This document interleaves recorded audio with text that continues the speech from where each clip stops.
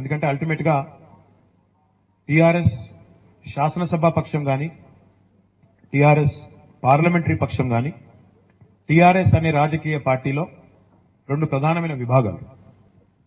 TRS పార్టీలో ఉండే లక్షలాది మంది కార్యకర్తలు, లక్షలాది మరి నాయకులు, వివిధ అనుబంధ సంఘాలు, ఆ లెక్కను చూసుకున్నప్పుడు ఈరోజు ప్రభుత్వంలోకి టీఆర్ఎస్ వచ్చింది అంటే లక్షల మంది టీఆర్ఎస్ కార్యకర్తల పని వల్ల, వారి పనితీరు వల్ల, వారి ప్రభావవంతమైన ప్రచారం వల్ల, గ్రామాల్లో క్షేత్రస్థాయిలో వారి పోరాటం వల్లనే మాకు కొంతమందికి ఒక 88 మందికి ఈరోజు శాసనసభలో అడుగుపెట్టే భాగ్యం కలిగింది.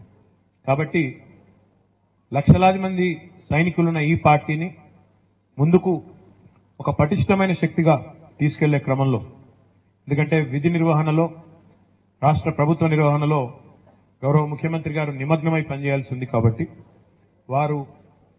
వారి పని భారాన్ని, ప్రభుత్వ నిర్వహణని, అదే రకంగా జాతీయ స్థాయిలో కూడా టీఆర్ఎస్ ఒక ప్రధానమైన పాత్ర పోషించాలి అనే ఒక అభిప్రాయం అటు ప్రజల్లోనూ ఉంది, ఇటు మా పార్టీ నాయకుల్లోనూ ఉంది. కాబట్టి మరి గౌరవ ముఖ్యమంత్రి గారు ఒక గురుతరమైన బాధ్యతను నాకు అప్పచెప్పడం జరిగింది. వారికి ముందుగా నేను పాదాభివందనం చేస్తూ హృదయపూర్వకమైన ధన్యవాదాలు కూడా నేను తెలియజేసుకుంటా ఉన్నాను. ఎందుకంటే నేను పార్టీలో అడుగుపెట్టి 2006 నుంచి ఈ రోజు వరకు చూస్తే 12 సంవత్సరాలు దాటింది. ఈ 12 సంవత్సరాల్లో నేను ప్రత్యక్షంగా 4 ఎన్నికలు ఎదుర్కొన్నాను, పరోక్షంగా దాదాపు 8 ఎన్నికలు చూశాను.